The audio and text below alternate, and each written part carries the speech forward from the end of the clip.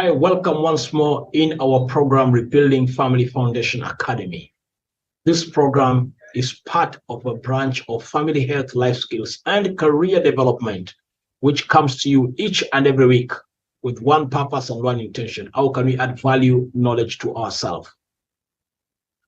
As we have been learning several things as far as our family is concerned and about safety within our family, one of our great presenters by the name Mary Selesa Bolo came up and taught us some great things about choking, how to avoid choking, and what you need to do in case someone in your house get choked.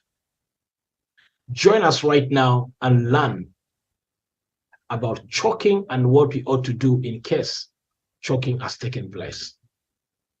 Karibu sana. One of the things that can be a health safety issue, apart from hands that transmit bacteria, is choking. We normally get a lot of cases of either adults or children who have choked. And majorly, you find choking occurs when somebody is eating. So we need to know how safe are we? What do you need to do? Now, number one thing that somebody needs to be cognizant about is that during eating time or feeding time for a child, there has to be a quiet environment. I know the African way, we talk a lot during eating time, and sometimes when you eat food like rice, it has got small pellets, can easily get into the airway. As much as the anatomy of eating food, whenever your esophagus opens and food gets in your airway, you stop breathing for a moment. However, there have been cases where you're talking and you're also and you're also breathing at the same time, as in you are talking and eating at the same time. At that time, in that spur of the moment, food can get into the airway and you can get choked. So what do we tell as healthcare providers? How can you be safe in the domestic area? Number one, when eating time should be really eating time. You only talk when you have swallowed the food. How food is prepared also affects. And we always say this. I know we are not Kenyans are lovers of nyama choma and all. Food should be cut into small sizes. I know it looks mean. It looks like your mchoyo, in quotes, when you have very small chunks, slim pieces of meat cut slenderly. But that is the ideal recommended way. Don't have large chunks of meat or food.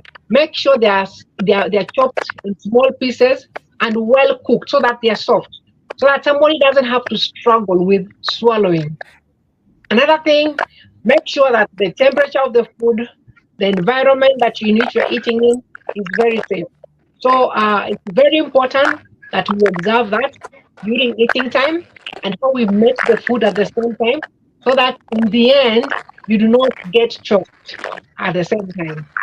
It's very important for us to have telephone numbers of ambulances.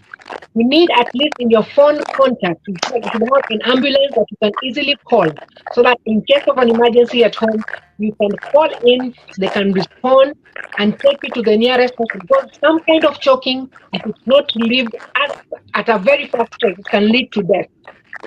You know, say if somebody stays without breathing for more than 3 to 5 minutes, then it can now cause serious consequences. So by the time they are arriving in the hospital, they are very sick, you cannot be able to salvage.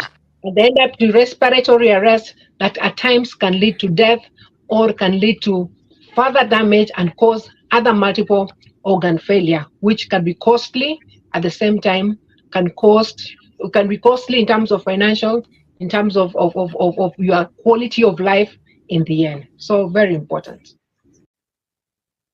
As you have heard, choking is very much possible. Some it's easy to address, some it's a bit difficult. But in case a child has just choked, an elderly person has choked, or one of the children, what do you need to do to salvage that situation? Let's listen more and learn from Mary Selesa about what you need to do to avoid the same situation and circumstance. So when choking, what do you need to do?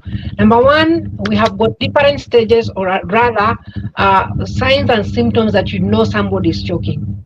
If somebody is choking and they're coughing, just know they're safe. So long as they're coughing, if they were choking, they were just eating food together or they swallowed something, but they're coughing, that's a very safe zone. You shouldn't be so worried. You should just stay there, be with that person and assist wherever you can, depending on what they tell you. But there's another stage whereby the person cannot cough. They're holding, there's a universal choking sign. They hold their necks like this. And at that time, some will make a very shrill sound. Some will not hear anything. They'll just hold their necks. If you are there, ask them, are you choking? Because there have been cases whereby somebody was just holding their neck and rubbing it, and they're quiet. So it could be they're just quiet, there's nothing, but ask them. If you see somebody holding their neck like this, ask them, are you choking? If they nod and say they're choking, you need to take action as soon as possible. Now we have scientifically proven maneuvers that help. Now on simple layman's language, one of the maneuvers that we use, you go behind the person's back and take your hand around them. Make a fist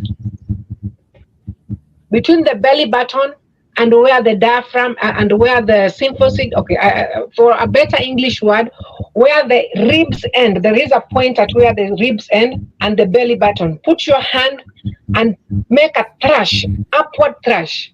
You're exerting pressure on the diaphragm so that anything that is in the airway can be pushed and can come out. So that is one of the way. We call it helmet maneuver. For a small child, you cannot do helmet maneuver. You need to go behind the back and pat, do thrust, using this part of your finger. Very hard thrust. Do like that. Do it 5 times. And if it is something that will easily come out, because it also depends on what they're choking on. I had earlier said that if foods are made in large chunks and you give to a child, or even others, very large pieces of meat, if it's an object that is occluding or blocking the airway, and you give a thrust behind the back, it can easily come out. But there are times whereby, one, they're not coughing, they're not responding, they're putting their hand on the neck and they've told you they're choking. You have tried doing the thrust, nothing is happening, they're just looking at you. You've tried hitting their backs to see where it comes out, nothing is happening. At that point, just know things are not doing very well. Some patients become even more unresponsive and they become frail and weak. Put them on the floor and now you start chest compressions. Meanwhile, when somebody is in that state, you don't need to handle that person alone. You need to shout for help. Come on, somebody help. Call the Jiranis, the neighborhood. If you're in the street, say somebody help. People can easily come in and call the ambulance. And at that point, that is where I say that it is important that you have at least one number for an ambulance. A medic who is around the neighborhood. That is why we always say, wherever the neighborhood you are in, you need to know people who are around there. Who are the medics there? Who are the people who can help in safety issues and all? And somebody who is well trained. So basic life support can assist at that time. They can do chest compressions as you wait for an ambulance to take that person. So we have had cases whereby simple thrust does not work, the patient is unconscious, unresponsive, and they have to be brought to the hospital, whereby it has to be removed, whatever it is that was choking the patient. Common things that choke us apart from meat, we have also fish bones. We have people talking and eating at the same time. Fish is very dangerous. It can easily cause choke, and with that one you cannot, even if you do thrust, sometimes the spikes have already held part of your mucosa or they've held part of the throat. So whatever you do, it will not come out. So it will just be stuck there. So always observe whoever has told you they're choking, but so long as they're coughing, they are safe. And I always say this, feeding time should be a very sacred time. Eating time, it should be sacred. Why? It should be a time where you chew food slowly. Most people are in a hurry to eat very fast. You don't chew food that's supposed to be chewed so that it can be digested. And as you eat in a hurry, then choking becomes very apparent. You're more likely to choke faster if you're eating food in a hurry, if you're eating and you're talking. So be safe. Always chew food slowly. Eat food that has been cooked properly. Cut food into smaller slices, even meat. If somebody is choking, go behind them if they are an adult, or if they are of an age where you can go behind them.